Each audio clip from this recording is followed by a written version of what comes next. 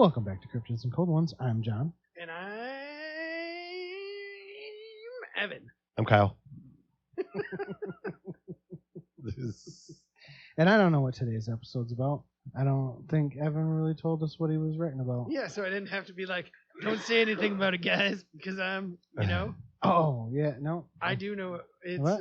We're going to combine two of my favorite topics today: government conspiracies and Bigfoot. Hey. Oh, that's right. Yeah, that is. Yeah. That is. So, The government. yeah.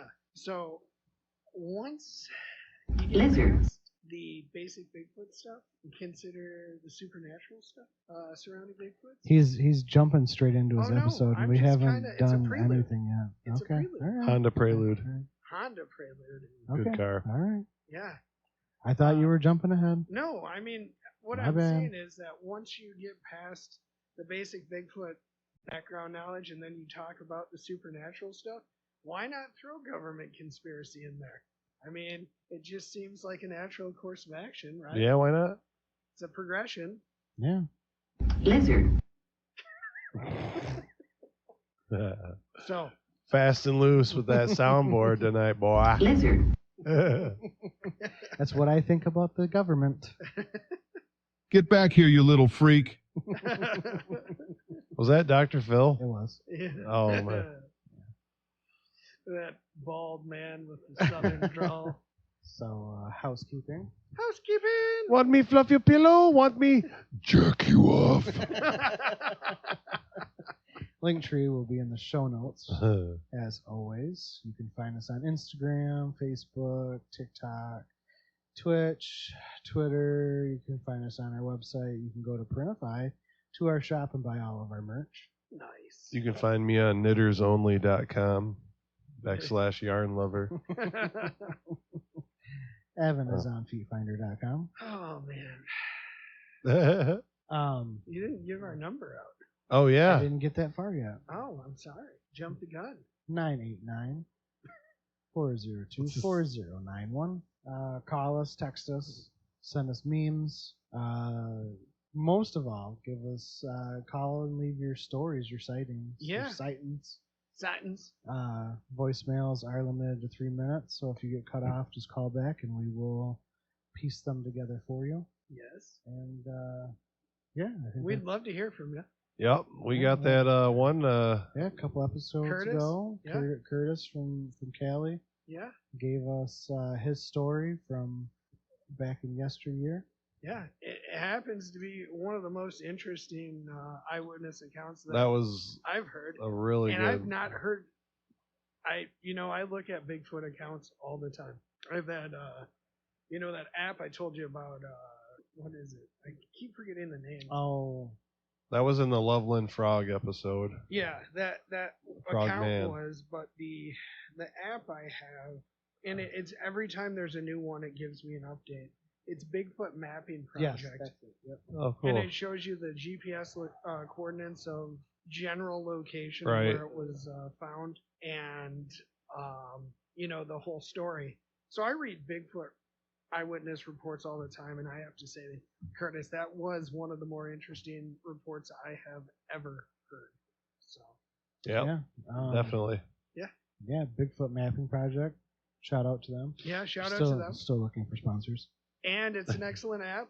I encourage, whether we're sponsored or not, I encourage everyone who's interested in Bigfoot and getting it. We do have a new partnership. We that- do. That I did not mention. Don't mention it yet. that at all in the last 2 episodes. Yeah. Dubby Oh, that one. energy drinks. Yeah. We need to Um, get some of that. So we I can, have some coming.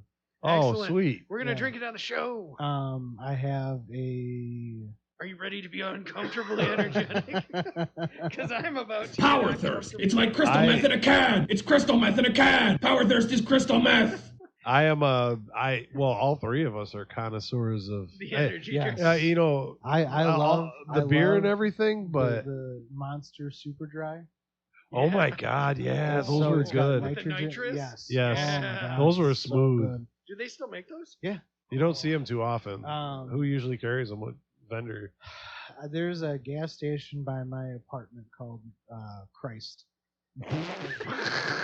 It's called Christ. I think it's Christ or Christ. I don't know. Christ, It's Krist. Yeah. Okay. Their diesel pumps are really confusing to me because they have 6 diesel pumps. 3 of them only have off-road diesel, and they have number 1 and number 2 off-road diesel, and those are 2 different prices. And then they have a pump that is just DEF fluid, but that one always has bags on the handles. And then they have 1 pump out of all 6 of them that has highway diesel. Christ convenience. Yes.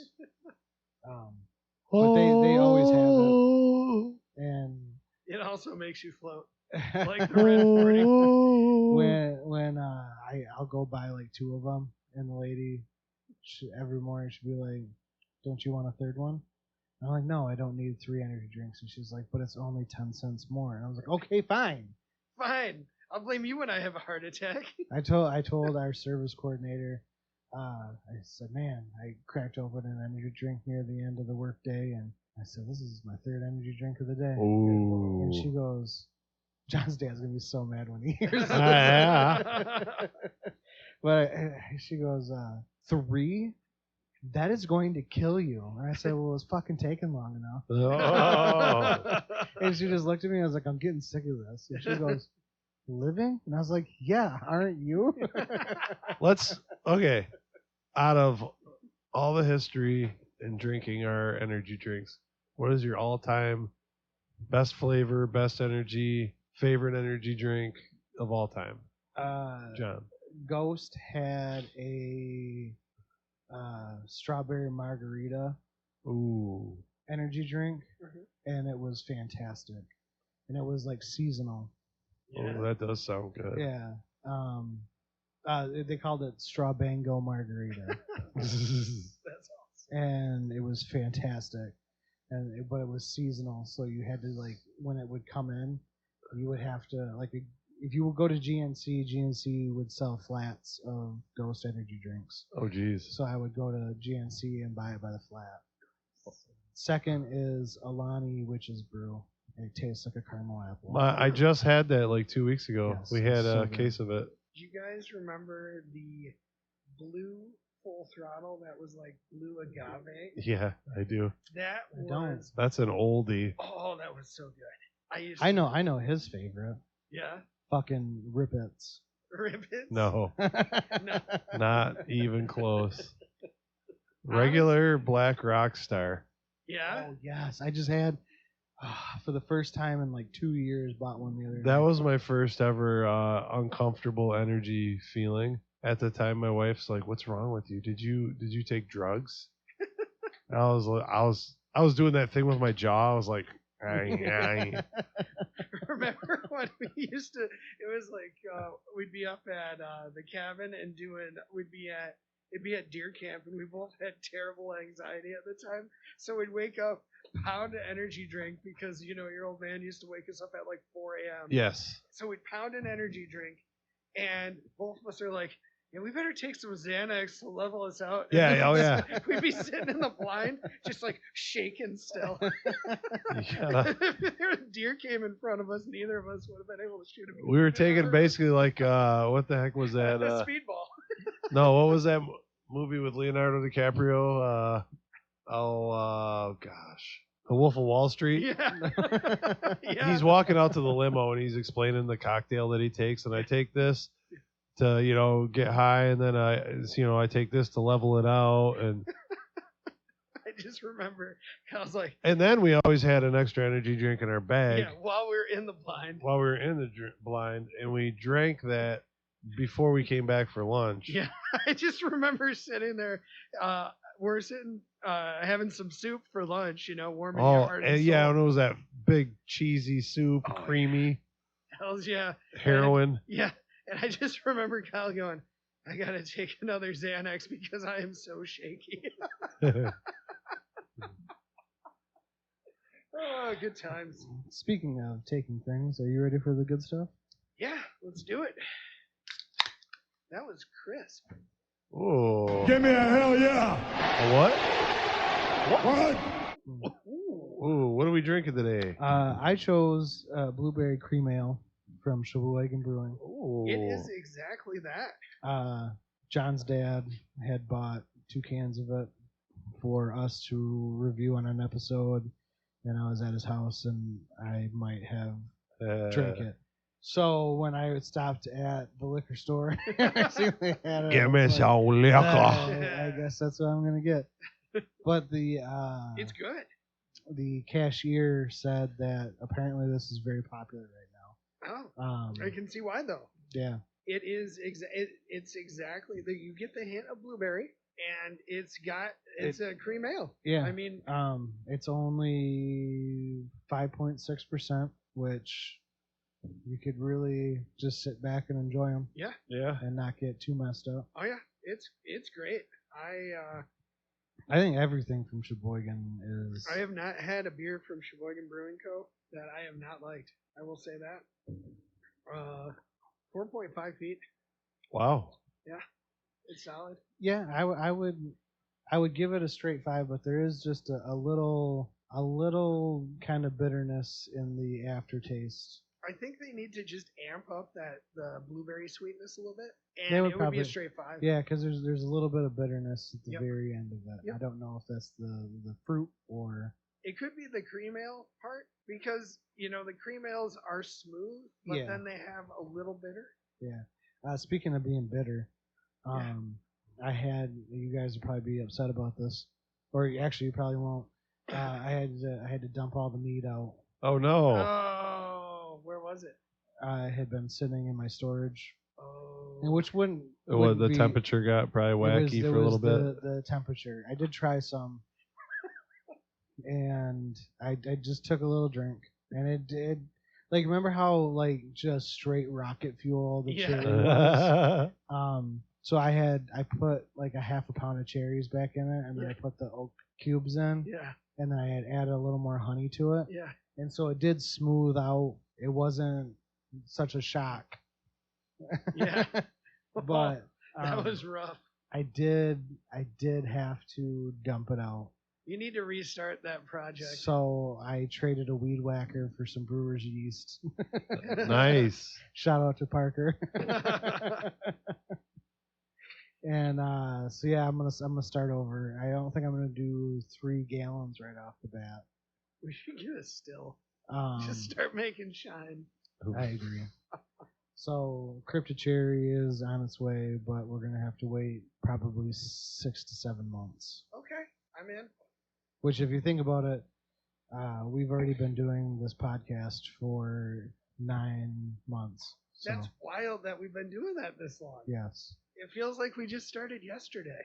So, but yeah, speaking of starting, Yeah. So the basic concept of this whole episode is the government knows about Bigfoot, and for some reason they're covering it up. So we'll consider a couple stories in which people have had encounters with Bigfoot, and then suddenly the government comes in and shuts everything down. And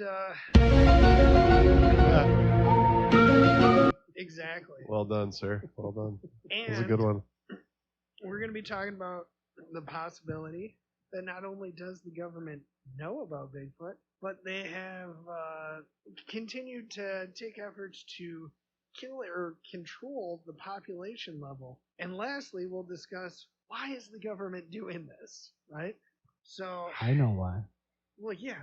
So the first incident we will be discussing today took place in South Central Missouri in April of 2009. Can you do me a favor? Yeah, Can you get a little closer to the move mic. closer to the microphone? Yes. The incident is covered in greater detail in the Sasquatch Chronicles podcast, episode number 61. Hi, Wes. What's that? Yeah, hi, Wes. Hi, Wes. If Wes Germer listens to our podcast, I feel like we've made it. I don't care how much money we make. And that's the moment if Wes Germer ever If, comments, him or Tony, or Tony Merkel, give yeah, us a shout out. yeah, if either of them, We could just quit. I have literally made it at that point when it comes to podcasting. I've been listening to those guys for so long, and both of them listening to their episodes, I've been like, you know what? I could do that too. And here we are. So this podcast that was on Sasquatch Chronicles covers an ex-police officer named Jeremy. Jeremy worked in a small town, and his agency was often tasked with responding to calls in rural areas just outside of town. Now, I actually wanted to talk to you about that. Kyle, is that? Who, me? Yeah, you, the police officer. Not anymore. Well, former police officer. It's the good police officer. Oh. What is that? Anyway, so I digress. I like to do that, Yes. as you know. I guess I had some questions about jurisdiction with like that kind of stuff. Is that something that can happen? Absolutely. Absolutely. So if you're in a city and you're adjacent to a rural community, Yep. you can get called out to Yeah, locations especially like in a rural community when, you know, there's only one or two officers and they're tied up on Yeah. a call, and then there's another emergency coming out. Yeah. You know, and you know, but ideally there'd be the state or the sheriff that could Yeah. respond to, you know, but the city's also allowed to, in many areas, like especially around here, that, you know, they can respond with permission from on duty officers. Okay. So, Yeah, no, I was curious about that because that was the first thing I questioned was, can you go out of your jurisdiction like that? He said that they would do that to, I guess, take a little burden off of right. the state patrol and the Yeah, sheriff. and there's usually an understanding between, you know, Okay. like especially small towns or rural communities, and He said the gentleman said the community that he was policing was only about 3,500 residents. well, that's the town where I worked for 3 years was Yeah. about that. So Yeah. it's So Jeremy was tasked with responding to a disturbance call in which an older woman was complaining that something was messing with her property. She lived by herself, and Jeremy rolls up to the property, and this older woman was rather shook up when Jeremy arrived. The woman had witnessed whatever was disturbing the property, described something between a human and an animal, and also mentioned the word bear. She stated that whatever it was would Kyle knows all about bears. bears. I do. He finds them on Grindr. I was like, wait. I was like, I went to Tennessee Hold and on I a saw second. a lot of I think them. I figured out what the hate speech was that we got. Oh, really? Oh, Oh, yeah. Our last oopsie daisy. live, we got flagged for hate speech, which I don't hate anyone, so that's kind of upsetting. Anyway, I digress again. So, What about the French in Ohio? And well, yeah, but not like that's not no, like a strong real hate. dislike. That's No, it's more- not hatred. Yeah, it's not hatred. It's just a disdain. There you go. Yeah, like I have disdain for the French. They were cool in the 1700s when they helped us get away from the Brits, but since then, yeah. Anyway, so Wee. she stated whatever it was would come in her yard and shake a large tree violently, mess with her cattle, and slap the barn. She described it sounding like someone taking a golf club and hitting the side of the barn. She also stated that it would run back and forth just inside the edge of a very thick woodline that borders the side of her property. Now, I want to actually point that out. I've talked about my own Bigfoot experience here, and that's exactly what I've seen. Like something running in a very thick woodline. Yeah. So that kind of popped out to me. Jeremy stated that he walked the property and took some pictures and wrote a report. Jeremy found that it appeared as if the side of her chicken coop was totally ripped off, and stated that all the cattle were huddled in the corner of the pen, in which side was farthest away from the woodline and closest to the home. Jeremy also photographed the side of the woman's barn where he found dents and and it was kind of dusty. So whatever hit the barn had like left a smeared handprint. Oh. He could clearly make out in the photograph like three fingers at least. Jeremy took his report and told the woman that he would check back from time to time when there was a lull in his work.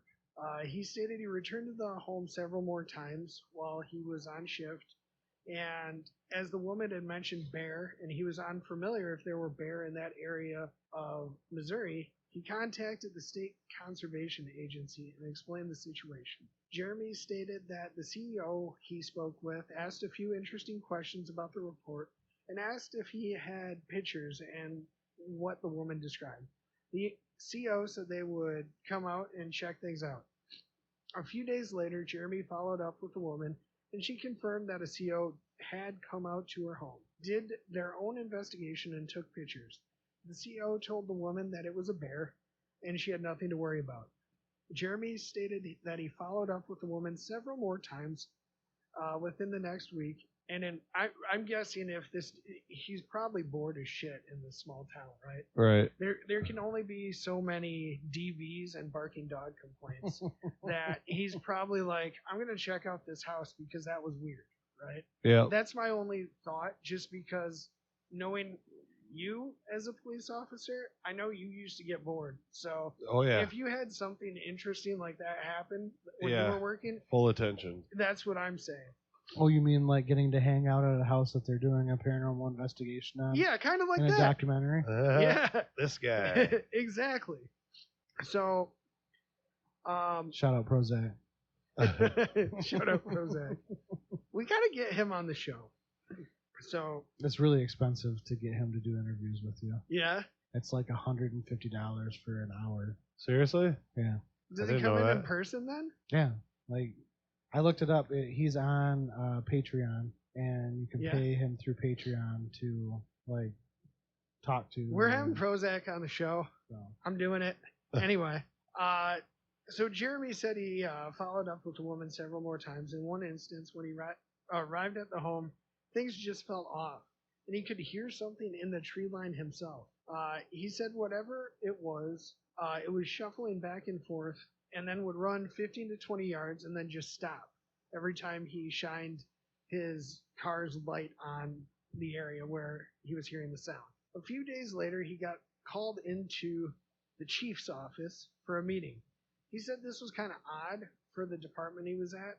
The chief was there, the mayor was there, and he saw a concert. When he rolled up to the meeting, he saw a conservation truck and a blacked out Crown Vic with tinted windows outside, which he assumed was a government vehicle. So he gets in, I know, right? It's real life Scully and Mulder, right? So he gets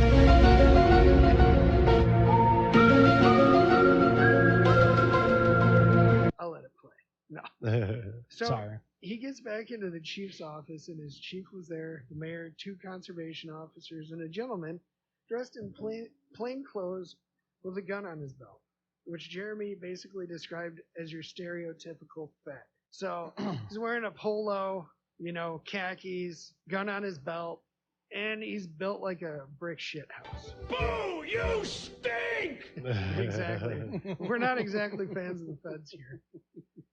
I actually had a friend that briefly worked for the FBI until he quit, and for the entire time he was working for the FBI, I didn't speak to him.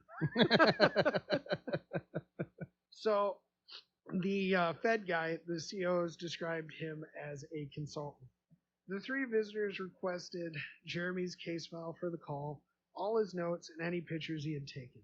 The 3 visitors looked through everything, and they had a conversation amongst themselves, which he didn't overhear everything. And then they had a conversation with his police chief, who basically tells Jeremy to just drop the whole thing. And the Fed guy, who hasn't said much during this entire meeting until this point, he says, "We thank you for your work, and we'll take it from here." And his police chief, like I said, had pretty much told him to drop it. So that seems kind of weird in itself. I feel like, doesn't it work with jurisdictional things? Like if the Feds are going to come in on a case, they have to be given permission. I'm assuming not from the actual officer who is basically investigating the matter, but like, can a chief say, "We're giving this to you"? Yeah. Okay, so that's who would do that, right? Yep. Okay, so what does Jeremy do? He doesn't drop it, because this whole thing is really weird to me. Good. I know. Backwoods Serpico. Yeah, I know. like- He's like, we're getting to the bottom of this. Jeremy reminds me, when you're saying Backwoods Serpico, what's the guy's name who was undercover for like too long in Brooklyn Nine-Nine? He plays Raffi in The League. Oh. It's like Adrian, what's his last name? It's like Adrian Pimento. Yeah. So I'm just picturing Adrian Pimento. That's Jeremy, only with a full lip or a chaw. And yeah. So anyway, so good old Jeremy here finds out all his case files, notes, and photos are gone. And he's like, this is real weird. I don't feel comfortable with this. So he talks to a friend in dispatch who said the CEOs and the Fed guy showed up, and now they don't have any call log of the incident anymore either. All the files, everything related to this case is just gone. It's not in, I mean, like, if another jurisdiction takes over, do they take everything or do they take copies of everything? They normally take copies. That's what I'm saying. Like, this seems weird to me. Yeah, there's no reason to, Yeah, because you got to have a copy that you did something too on your end, exactly. even if you're Joe Schmo cop. That's exactly what I'm thinking. Yeah, you don't because erase things like that. From my understanding of public record keeping, that seems weird. Yeah.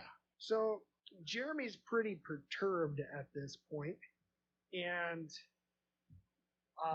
he follows up with the lady a couple more times. Basically told her what he was told, that he was supposed to drop it, and wished her the best of luck. 6 weeks elapsed from when the original call was placed, and Jeremy gets called into another meeting.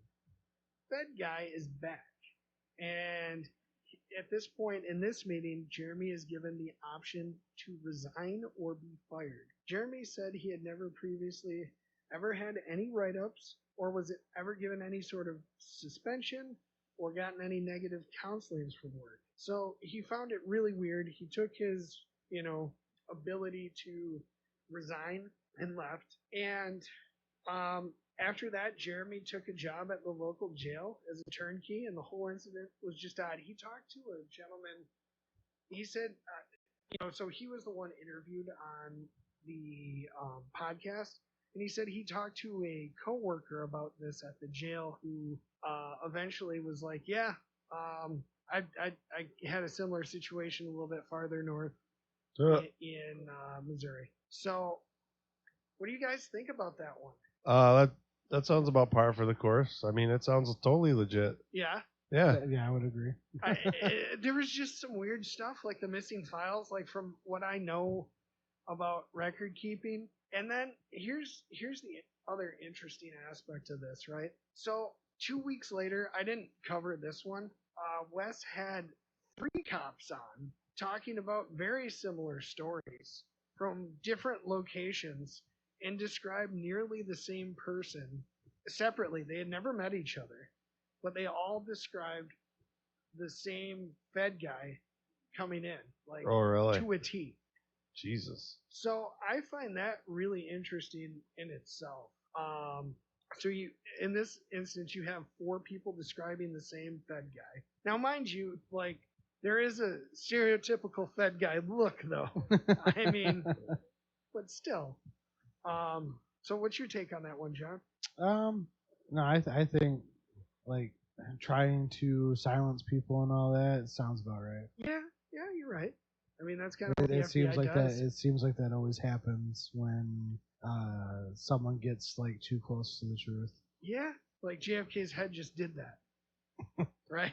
Now, this may have a simple may have a simple answer, but why would the government want to silence? Well, we'll get Bigfoot? into that later. Oh, I'm going to discuss that at length. So the next incident we're going to talk about took place in 2013 or 2014 in East Texas. I forget which year it was specifically, but I'm familiar with this incident. A gentleman by the name of Bob Garrett, who frequently went out into the field to search for Bigfoot, was out in the woods and came across a camp that was basically totally destroyed.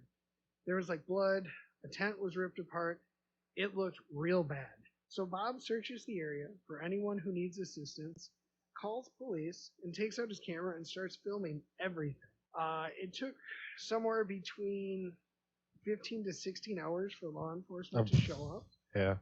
And they didn't, and basically they didn't show up until the next morning. They didn't send out anybody at night. I want to point out that he also, while he was searching the area, found a second camp nearby that was totally abandoned. And the folks appeared to have left in a hurry. All sorts of gear left behind. And he found a bunch of spent 45 casings on the ground. He filmed both these campsites and looked around for lost or injured people. Bob also posted, well, I should note that he found 2 dead bodies. And on top of that, he found a live person who was in such a state of shock that they wouldn't talk. This was not in the film, but he filmed both these areas and he posted these videos on YouTube. And I remember watching them around that time. My personal opinion is if it were some sort of hoax, Bob wasn't involved in the hoax because he seemed genuinely concerned. Bob's initial statements in the video seemed to point to him believing it was some sort of violent fight between people. Then Bob started seeing tree breaks and found the dead people, one of which was stuffed into a tree. And there was, and the third survivor who was in such a state of shock that they weren't able to talk and were immediately taken to the hospital. I don't know if they actually lived or not. Eventually, YouTube pulled these videos and Bob was unable to gain access to his YouTube or any other accounts online. Naturally. Then, poor Bob got some criminal charges for obstruction of justice and disturbing a crime scene. Anyway, Bob very clearly stated that he believes that Bigfoot was responsible for this whole situation. Both Bob and his wife have since been noting that it looks like they've been followed, and they report being pulled over and harassed by law enforcement. It's always state or federal level that's pulling them over. And they've reported this on multiple occasions. So this one is a little bit wild, but honestly, as I've said in past episodes, I don't believe that Bigfoot is a friendly forest giant. So it's in line with my personal concerns about the creatures. And we've kind of talked about that in our Missing 411 episode. You mean we've argued about this? I don't think we've argued. I don't think you feel like it's a friendly, like, I'm going to pet the bunny. No, you know? I definitely like the protector of the forest. Like, no. Yeah. The No, Lorax. it's not the Lorax. Yeah, definitely not. It'll rip your arm off. Yeah, no. So, as we kind of talked about, our plan was kind of to cut off its head if we ever shoot one and immediately drive it to Dr. Meldrum, because if we tell the feds, they're just going to take the evidence and arrest us. So, Yeah, I feel like we, again, with Dr. Meldrum. Yeah, we need a new Dr. Meldrum. Yeah. Who is the new? It's the one. The only other like actual academic is that doctor on Expedition Bigfoot, Maria. Yes. Yep. There's an academic we can find and take Bigfoot. Yep. Head to. So heads up, if we ever shoot a Bigfoot, Dr. Mayer, whatever you pronounce it, we will be coming to visit. Don't be alarmed. It's a Bigfoot head. Anyway, so we're going to have to alter that plan a bit. We now have altered the plan. So if you guys know of any other credentialed academics... Mariah Mayer. Okay. Yeah, if you guys know of any other credentialed academics that are open to Bigfoot these days, please let us know. I don't know where she's located. I know Dr. Meldrum was in Idaho, so that was a long drive. So we are willing to drive. We're going to have a lot of energy drinks for that drive. Well, when my order from W comes in, then I can't wait till we get those. I ordered. Shout out to Debbie. I ordered a tub, Mhm. and then I ordered a sample kit that comes with a mixer bottle. What flavor did you get? It's all a mystery. Oh, it's a mystery flavor? So the tub was, if you are a partner, Uh-huh. you get a free tub. Oh, okay. But they call it the chef's mystery tub. So you Okay. don't know what you're getting. And then as far as... I hope it's the Japanese Yazoo. That's the one that seemed the most interesting. Yeah, as far as the samples go, it's going to be whatever they send. Okay. Are these like canned energy drinks or? No, it's powdered. Yeah. It's like a pre-workout type Oh boy. powder. Dibs on any of the Japanese Yazoo. Just a heads up. So, anyway, basic thought is that Bob stumbled upon a killer Bigfoot, and the authorities didn't want that information out, so they did everything they could to silence or intimidate him. I've personally seen these videos, which are no longer available on YouTube, but since that time, the powers that be have basically gone out of their way to smear Bob's name, both publicly and even within the Bigfoot community. There's all sorts of bad stuff about Bob, and there never was prior to this. And the thing is, you can actually look up his court records from these charges. Like, Really? yeah, there's a lot of stuff that you can legitimately look into, Bob, about this and be like, Wait, is that like public knowledge to be able to look up? yeah, you Is can. it? Yeah, you can look up those court records. Okay. Yeah. I was just wondering. So, anyway, this is the next one. This one I told you was, I told you that there's going to be some military stuff in this, right? Hua. Hua. They ever tell you about the first time I met my buddy James? He come walking out. It was my first day in the unit, and I was walking in the door as he was coming out. He just said, "Oh, you must be one of the new privates." And I went, "Hua?" And he goes, "Don't you ever fucking hua." And we became best friends. Yeah, it was some dumb stuff. Hua. So, there's been a lot of reports over the years of Bigfoot on military installations, especially like out in the Pacific Northwest. And I have a friend who actually, he didn't see anything, but he was kind of told to be on the lookout for it when he was doing SEER training. Really? Yeah. That's awesome. And I'm like, that's kind of wild. He told me because, you know, I've historically just been into this shit. Yeah. He's like, I didn't see anything, but at the same time, they did give me the heads up. Like, yeah, there's Bigfoot out there, but I wonder if that's kind of like a thing they do to people. To Could be. fuck with Yeah, them, could like, be. psychologically, especially during like SEER. Yeah. That makes sense. But at the same time, Don't mess with the wildlife. yeah, essentially. So this one's pretty wild. It took place at Fort Lewis in 1989. I question it, though, because the gentleman who shared the story claims to be a Navy SEAL. Now, despite this, okay, he did provide more credentials than just that. So he went through BUDS in 87. He listed his BUDS class. He gave his name. He could be confirmed by someone in that community if they so wished, given the amount of information he provided. Yeah. So it tends to make me believe he's legit, but at the same time, it doesn't make sense because they don't have Navy SEALs stationed at a joint Army Air Force base in, you know, the Pacific Northwest. It just doesn't make sense to me. They might be there. Maybe I think he said they were there for training, actually. Not too long ago, I was coming back from up north, and the kids and I stopped at McDonald's, and there was probably 8 soldiers from the Canadian Army. Oh, really?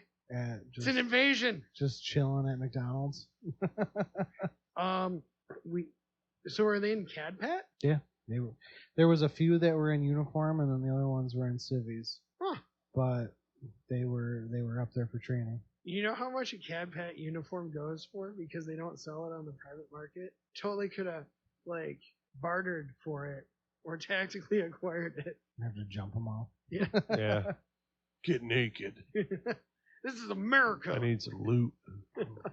Anyway, so this gentleman's story, he's basically out there for some sort of land nav training type deal at night. And he's explaining that as he's out there, he's feeling like some sort of presence following him.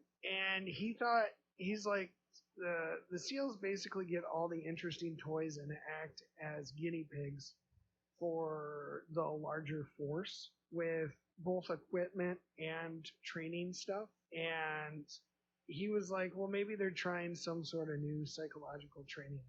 But he said it was weird because while they were doing the training, it was one of the few times that he was not allowed to have a firearm. Like, he's like, typically we'd go to base and we could have our guns on us at all times. Yeah. And I'm sure it was even less restrictive even for like regular Army in the 80s too. Probably. I remember we'd be up at the base because you'd just drive through the base up in Grayling, and there were signs that said no firearms, but we're driving through in my dad's Jeep and he's like, oh shit, I forgot to take the 22 out of the back. So it's not like they were checking people either Right. back then. So anyway, so he's feeling like he's followed, he's hearing stuff in the woods, and he's like kind of getting freaked out. Like basically something's pacing him throughout the entire night that he's doing this course. And he was pretty clear about every aspect of this, situation. And I've heard multiple stories very similar to this. More so, I think it's out of Fairchild Air Force Base. Is that in the Pacific Northwest? Is it in like, I don't know exactly. I can tell you in a second. I know this is at Fort Lewis, but Washington. Okay. So that's where I've heard more stories than just this guy. And then there's a weird one. Let me check my phone here to figure out what year it was. This is a weird one, I will certainly say.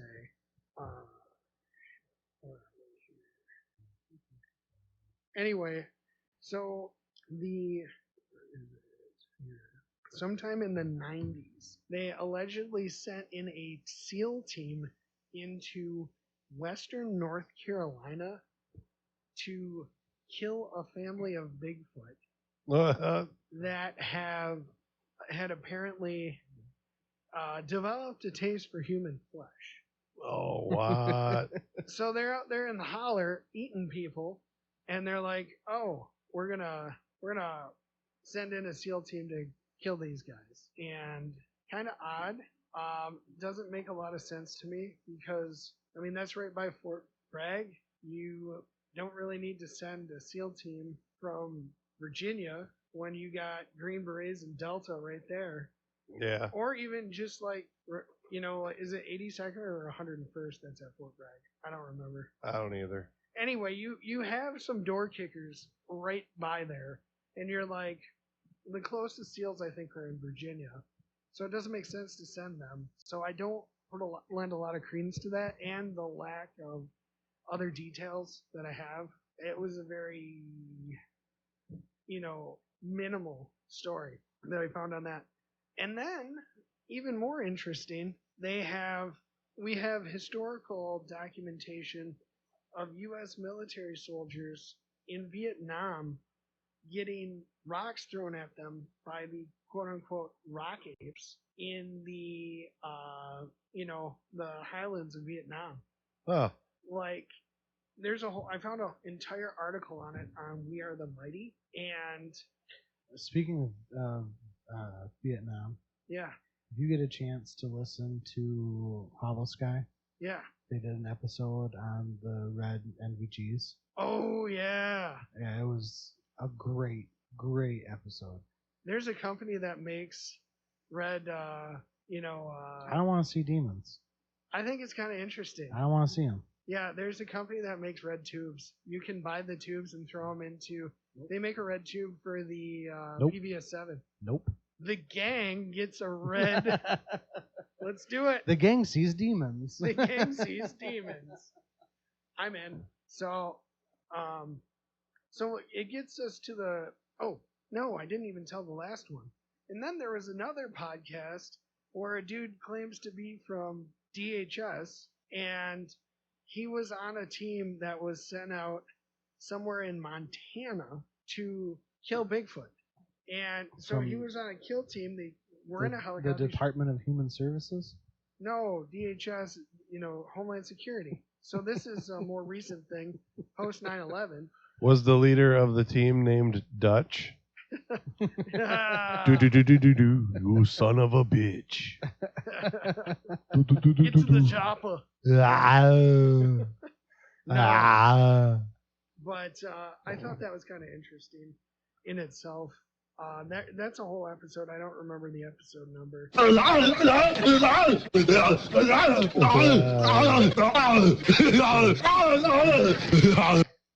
Oh, Jesus. man.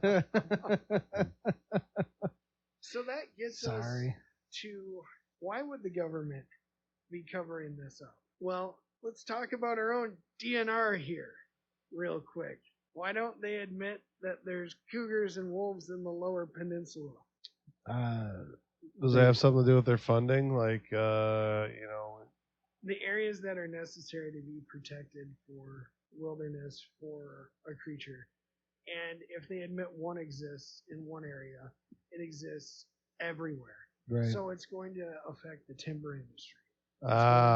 Affect, like you find a weird moth somewhere and that's like super rare, and they have to close off vast sections of federal wilderness for this moth. So imagine if they found a brand new creature. right. And then you have the impact it would have to the, recreation industry. I mean, it's $1 billion industry, if not more, yearly in the United States. I'm assuming it's multi-billion because I know how much I spent. Yeah. And I'm just a normal dude. So if you think about that, what if you have a whole bunch of normies who suddenly figure out, I'm in the woods with something that can fucking kill me? They might not want to do that. Your funding goes out the fucking window because how much money from these recreational companies goes into lobbyist groups and various things like that? It's just a lose-lose. And it's one of those things where if you know about this and you've been lying about it for so long, the longer you wait, the harder it is to admit it, right? Right. So you have all that going on, and then Well, unless you're the CIA, because they always just like randomly drop something. Like, yeah, we were kidding about that. That's true. Yeah. We did that. But this isn't the CIA. It's like it would have been U.S. Forestry Service or something else like that actually have intact credibility. Yeah. So you have all of that crap going on. I forgot. I lost my train of thought because I was. I'm going off the cuff at this point. I mean, what are your guys' takes on why the government might be interested in, hiding this? I think it's all about control. Yeah. Like, if they were really like, oh yeah, by the way, Bigfoot's real. Like you said, how it would. There's so many different industries that it would affect. Well, they already did it with UFOs, though. They're like, Yeah, by the way, and nobody gave a shit. There was a lot of other things going on at Yeah. the time that they were like, oh yeah, hey, by the way, aliens are real, and everyone was like, okay, well, what about this? Yeah. True. I just remember, I think I probably texted both of you when that came out. And I'm like, hey guys, did you see aliens are real? Well, it's like with this meteor. Mhm. What do they call Oh, it? Atlas. One Eye Atlas or whatever. Yeah. And What is that? That's the humidifier. Oh. She's full. Oh. they're, Shooter's full. they keep reporting on it, and like it has all these sharp, like straight, like completely straight edges on it and all this stuff. Mhm. And they report on it enough that like make people aware of it, but they don't divulge everything they know. It's not particularly weird to me that there's something that's like a straight edge on something, because think about how crystal forms. There's like Yeah. specific shapes. Yeah. I mean, it can happen naturally. Yeah. I'm not debating that it's weird that they're reporting on it. The other, They actually just put more photos of it out a couple days ago, yeah, and it's the closer it gets, the more and more it looks like a meteor. yeah. But it's huge. Yeah. And then that kind of that jogged my memory. It's almost as if they let enough information to come out that it like, and it's like discredited stuff too. I mean, look at like the shows like Finding Bigfoot, for example. Who the hell goes out into the woods and is like, we're gonna attract this by jelly donuts or mountain monsters? Like, That was exactly what I was thinking of. I mean, like Finding Bigfoot had some legitimate stuff, I think, because they made the mistake of actually hiring like legitimate Bigfooters, right.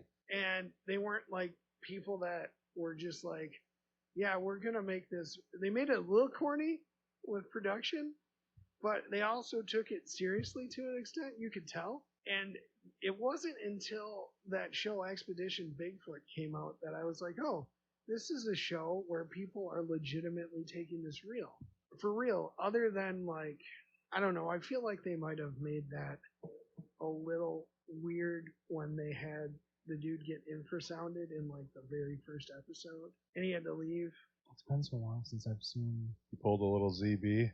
Yeah. He got possessed by the infrasound. Yeah. So I thought it was kind of strange that they would do that and then they would just bring another dude in, like one episode in. Yeah. So, yeah, I feel like that was a little bit of made-for-TV drama. But they also did get some, like, what appears to be pretty legitimate-looking You have to thermal imagery. You have to. When you say, I was thinking about the episode where they're like looking at that cliff. Yeah. And you can see in through the thermal. Yeah. There's something moving. Yeah. And it's bipedal and. Yeah, that's what I'm saying. But you like to make a show like that. Mm-hmm. You have to have some kind of like manufactured. Yeah, there's got to be a hook. Because there's no way any production company would put it out. Yeah. Like the only people that would watch it would be like us. Otherwise. Yeah. Yeah. Like they wouldn't make any money off of it. You're right. So, because there's even like Nick Groff left Ghost Adventures because they were like forcing them to fake evidence because they would go out and investigate and find nothing. Yeah. And so they had to like he's even said like he flat out said like they made us like manufacture things. Yeah. So that there was something. Yeah. Well, it was kind of fucked up too. Oh, yeah. Yeah. Hey, Lucas. Thanks for the follow. Is that my son? He doesn't have a profile picture, so. Oh. But he said, "Hey, hey." Like you look at What's like, up, buddy? the Georgia episode of Finding Bigfoot, and they found that print. They made it look like I listened to a podcast with Cliff Barrettman on it, and he was, I believe the gentleman was like who actually found it was Tyler Bounds, who was one of the PAs for the filming, and they made it look like Cliff found the footprint. And he's like, I also wanted to have him on the show so we could clear that up. Tyler is the one who found the footprint. But the show made it look like Cliff found it. So they casted it, and the show tried to take the cast. So they literally like hid it in one of their cars because it was like a legitimate Bigfoot cast. Oh, okay. And the show was supposed to get everything they found evidence-wise. And they're like, you're not going to take this seriously. It's just going to end up in some sort of like... It's going to be in a box. It's going to be in a box somewhere. And Cliff's like, I think you can see a mid-tarsal break in this print. There's no way we're not keeping it. Right. Yeah. And it eventually made its way to Dr. Jeff Meldrum. Nice. Who found it to be legitimate. Yeah. So, yeah. So, I mean, like, it's almost as if it's by design those shows are so corny and cheesy that it makes people question the existence of Bigfoot. Yeah. And that was kind of the whole thing that I was getting at. I always say, if someone's like, oh, Bigfoot's not real, like, there's no evidence it's real. Well, your lack of evidence Yeah. doesn't prove that it's not there. Exactly. Like, Prove it's not. you know, Yeah. like just because you like there's no evidence it's real. Okay, that doesn't mean that it's like I said, the lack of evidence doesn't prove that it's not real. Just because you don't have something, Yeah. you know, like I don't have a Maserati, but I know they're real. Like, Yeah. you know? There's way too many people who have had experiences with this that I just feel like they all can't be lying and they all can't be mistaken, right? Because I don't think everybody who sees things is lying by any means. I always think back to all the evidence of, you know, with like the hieroglyphics and the stories with the Native Americans. Yeah. And throughout, you know, all the tribes across Yeah. the country, they all have something similar. That's They what I'm saying. they may have a different name for it because their languages were different. What is that? That must be the water alarm. No, that's not good. That's not good. That's suboptimal. That's an interesting, I guess, interruption to the show. Yeah, it's picking up on the beeps too. So We'll get that taken care of very shortly. But I guess overall, my take is that the government has legitimate reasons to cover up Bigfoot, if you ask me. Multiple. And you can look at it from multiple angles and see that. Just as I believe in Bigfoot, I believe that government is trying to cover up Bigfoot. I have no question in my mind. Because it's like, if I choose to believe that Bigfoot isn't real, I would also have to choose, it'd be on the same level of actually believing that JFK's head just did that. Right? Yeah. So Yeah. that's kind of where I'm at with it. I mean, after what I personally witnessed, like, I unless my eyes be lying, which I had a fresh prescription of glasses at that time. Oh, good. Remember that one time we were squirrel hunting, and I was like, "You're like, shoot that squirrel," and I'm like, "Where is it?" that was when we were working at the cable company, and I was not about changing my prescription glasses much at that time. That actually was what prompted me to change my glasses. It was like, I need new prescription glasses before. I'm glad you did that. Yeah, because he's like, "Look, shoot that squirrel," and I'm like, "Where is it? I can't see it." He's like, "It's right there." I'm like, "Where is it?" "Right there." And he's just like, "God damn it!" And the squirrel just falls down right in front of us. Squirrel down.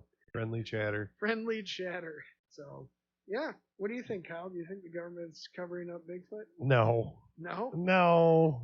That's silly. Yeah, I do. Yeah, they do. It's like, They cover you up can- everything. You They can see my face frowning. True. Yeah, oh yeah. No, it's everything is for show, and I could totally see that happening. I believe Jeremy especially.